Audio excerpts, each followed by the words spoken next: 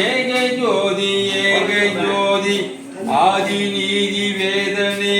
ஆடல் நீடு பாதனே வாதி ஞான போதனே வாழ்க வாழ்க நாதனே அருட்பெருஞ்சோதி அருட்பெருஞ்சோதி தனிப்பெரும் கருணை அருட்பெருஞ்சோதி எல்லா உயிர்களும் இன்புற்று வாழ்க கொல்லா நெறியே உலகமெல்லாம் ஓங்குக வள்ளல் மலரடி வாழ்க வாழ்க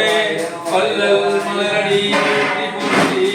வள்ளல் மலரடி சரணம் சரணம் சரணம் என்று